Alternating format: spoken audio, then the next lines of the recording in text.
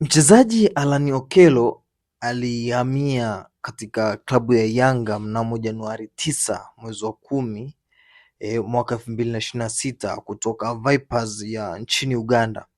Alisaini mkataba wa miaka mitatu hadi Disemba mwaka 2028 na ada ya uhamisho wake ilikuwa ni karibu $3,000. Hii ni takriban shilingi bilioni 1 ya Uganda, pamoja na signing fee ya $1,000 na mshahara wa kila mwezi wa $15,000. Hii ilikuwa ni moja ya ununuzi mkubwa zaidi katika dirisha dogo ambalo walifanya klabu ya Yanga. Sasa maendeleo na takwimu zake mpaka sasa hivi, kwa sababu amegeuka kuwa tishio, mchezaji tishio kabisa katika ligi kuu ya NBC.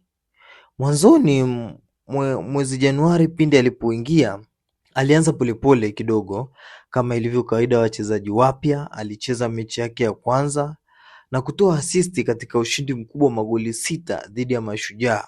Alifunga bao lake la kwanza la Yanga mnamo Machi mwaka 2026 dhidi ya Singida Black Stars. Kuimarika kwake kulianza mwezi Aprili, kiwango chake kilipanda sana.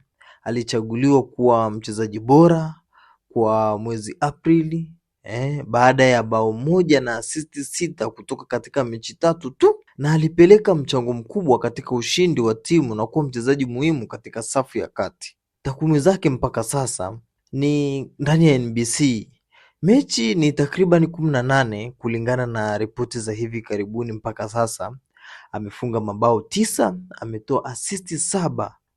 Mfano wa mechi za hivi karibuni alizocheza ni mnamo Mei 22 alifunga magoli 2 katika ushindi wa magoli 3 dhidi ya Singida Black Stars.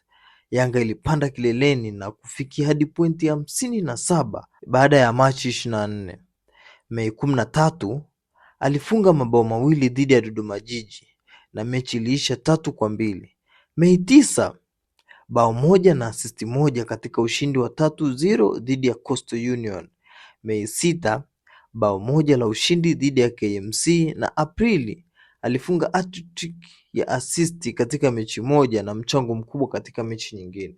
Katika CAF Champions League amecheza mechi 4, hajafunga bao lolote akitoa asisti 1 na alicheza zaidi ya dakika 281. Alishiriki katika mechi dhidi ya Al Ahly na timu zingine za kundi lao walikuwa wamepangwa na Yanga. Amekuwa na mchango mzuri ikiwemo asisti katika mechi za kombe, hat-trick ya asisti katika mechi moja ya ligi. Jumla tangu ajiunge na Yanga ni takriban mabao na asisti 7 katika mechi zote.